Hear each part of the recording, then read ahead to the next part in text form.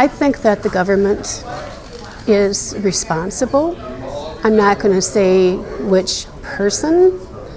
I think in a case of a crisis, as what we have been dealing with, when you've got different levels of government, from what I have personally, and I'm not talking about through my work, but through my own dealings and people that I know, when you have different levels of government that can't come to a solution and in a speedy manner, when it's life-threatening to a community, that implies a huge, huge problem that needs to be addressed.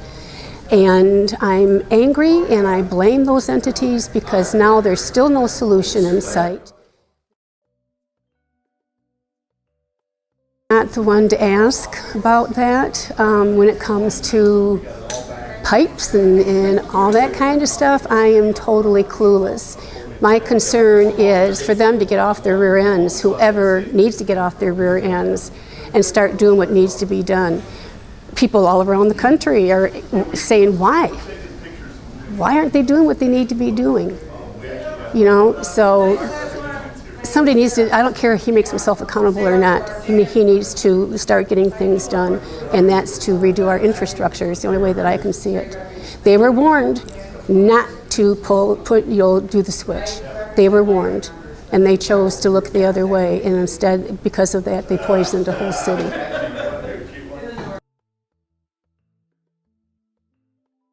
When it first became public that the situation was as it was, I work at United Way. I'm the AFL-CIO Community Services Liaison, so I work with the unions with the exception of the UAW because they have their own Community Services Liaison at United Way.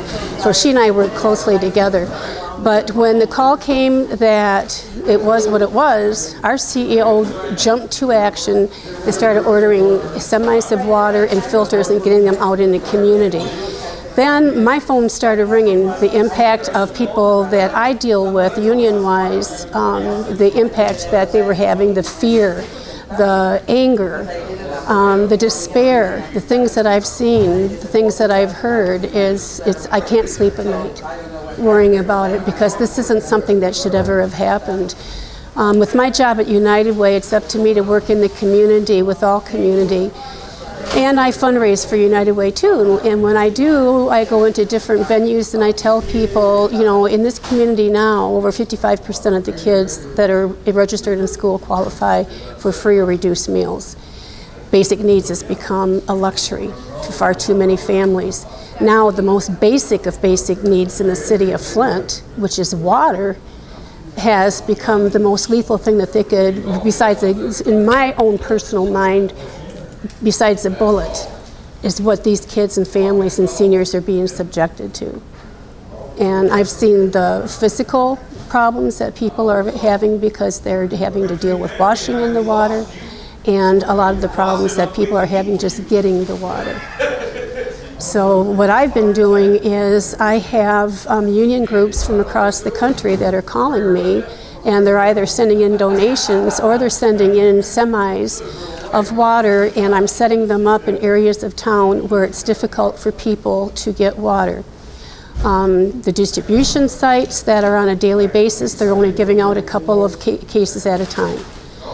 That isn't what the people need. They need to be able to, in my mind, fill their cars full so that they can drink it, cook with it, wash their babies in it, and keep themselves clean.